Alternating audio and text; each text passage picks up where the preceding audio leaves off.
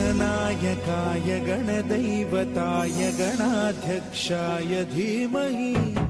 गुणशरीराय गुणमण्डिताय गुणेशानाय धीमहि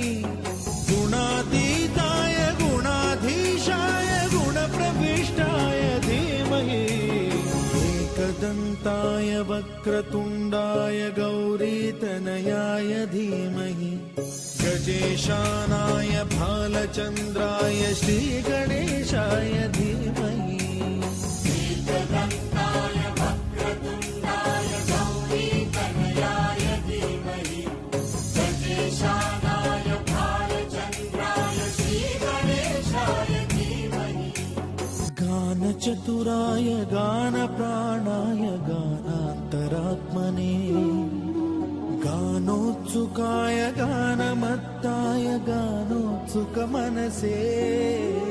गुरुपूजिताय गुरुदैवताय गुरुकुलस्थायिने गुरुविक्रमाय गुह्यप्रवराय गुरवे गुणगुरवे गुरुदैत्यकलक्षेत्रे गुरुधर्मसदाराध्याय गुरुपुत्र परित्रात्रे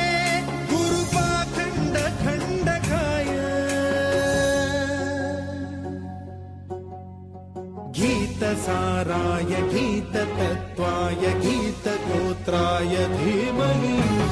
गूढगुल्फाय गन्धमत्ताय गोजयप्रदाय धीमहि